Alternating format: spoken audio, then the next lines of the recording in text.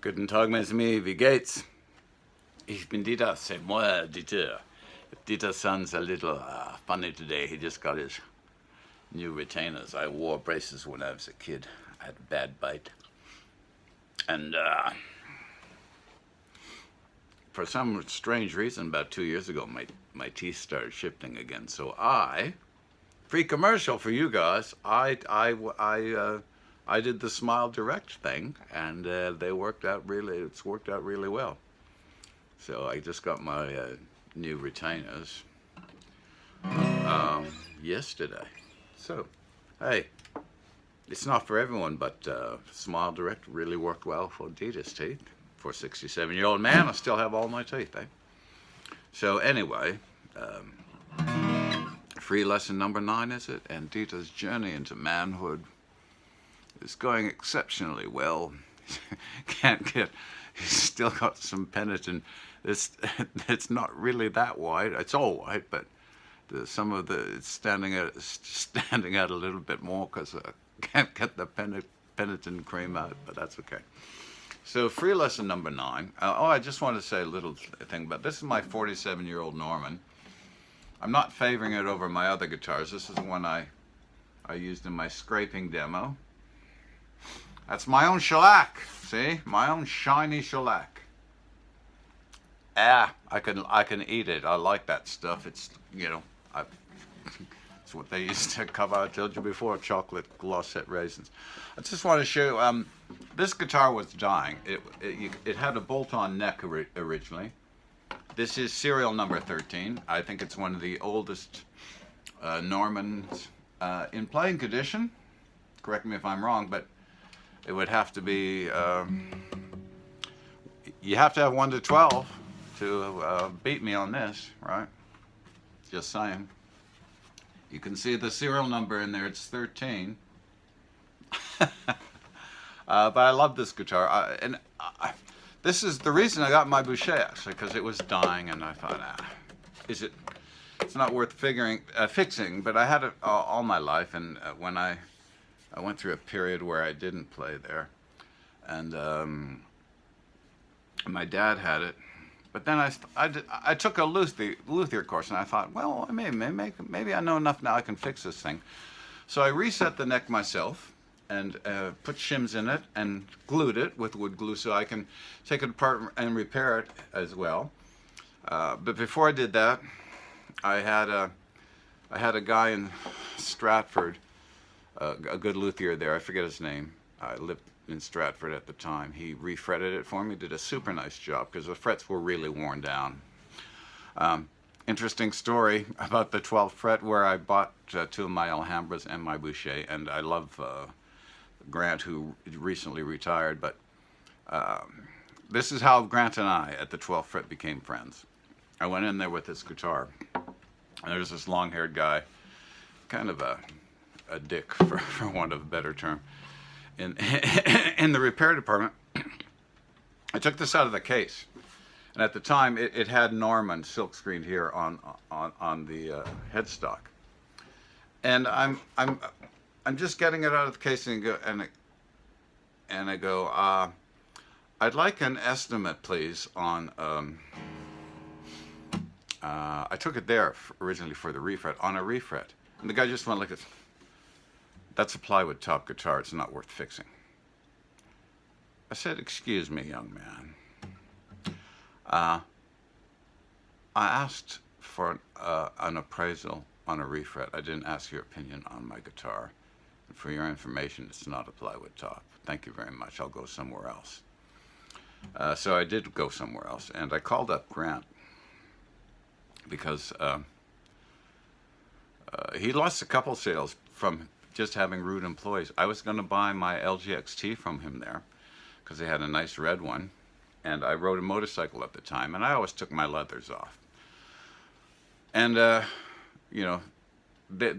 they didn't want to hand me this guitar. Yeah, it was a $3,000 guitar. I was working in Filmus at the time. I had the money cash in my pocket, and I said, okay, if you're going to be jerk-offs about this, right?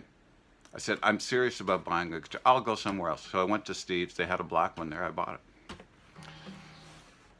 I told Grant this. I said, you know, I have been treated quite rudely at your store.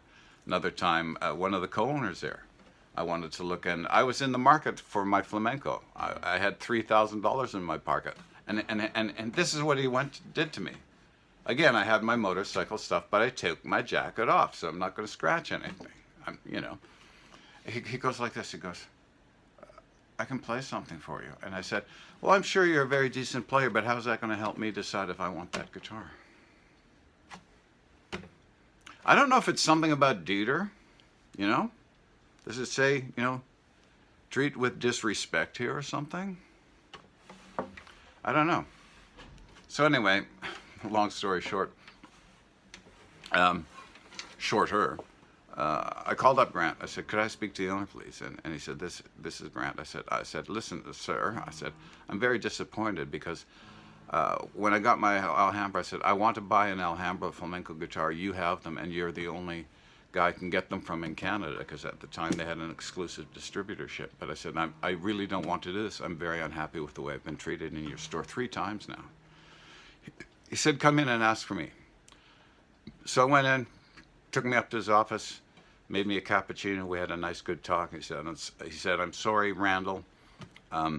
You know, I can't watch all my employees all the time, but that's really unacceptable. And so I bought a guitar off him. We became good friends. He's always treated me well. I bought 3 guitars off him. I bought my 2 Alhambras off him and my Boucher. And so, you know, hey, your employees, those of you who have business, you need good employees, because they can really, I went to Steve's and I asked them to get me an Alhambra, and if they could have, I would have never probably set foot in the 12th fret shop again. Just another Dieter story. So this had good Shaler tuners on it, and this is a little plug for Gotoh. These tuners are amazing. They're Gotoh gold-plated bean tuners. I just decided to splurge and put some really nice tuners on. This thing stays in tune, man. So that's the reason I've been using it. Is I'm not.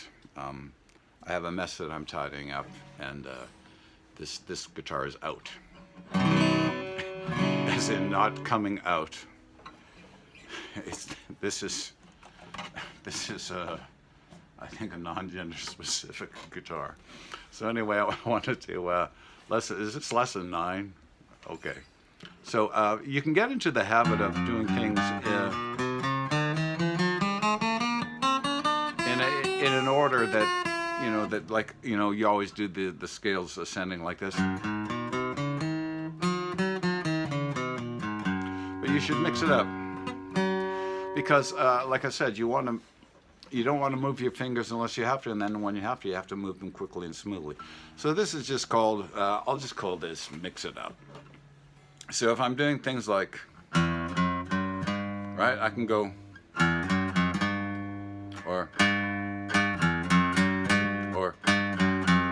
and then go over to the next string, so I can go.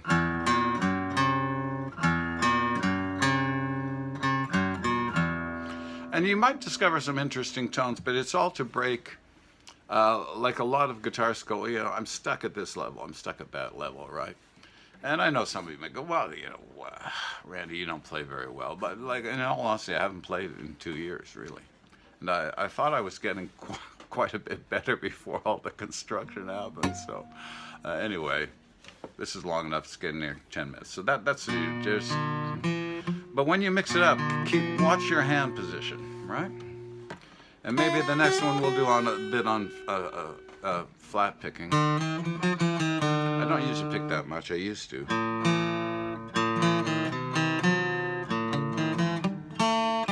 But just go around, and all you're trying to do, you're not going for, you know, a wonderfully sounding metal solo. What you're going for is just when you play your notes, clearness, and watch your hand position. So start these really slowly and then just speed up and see how fast you can get. Like, you could try.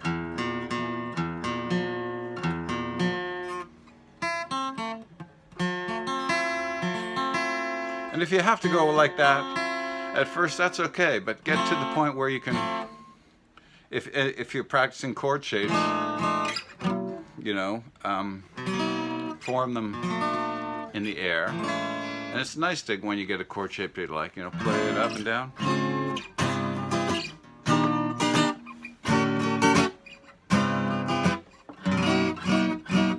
Look, I'm not for free.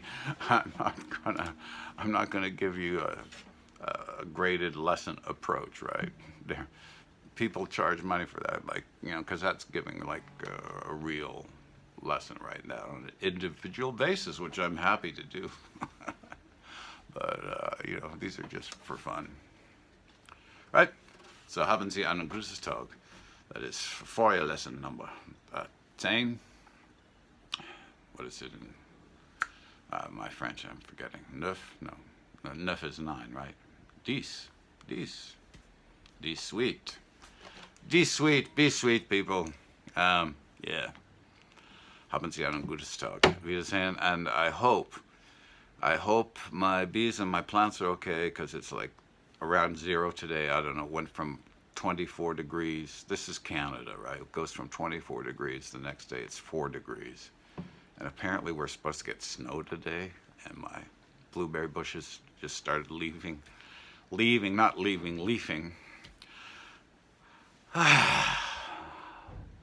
That's life.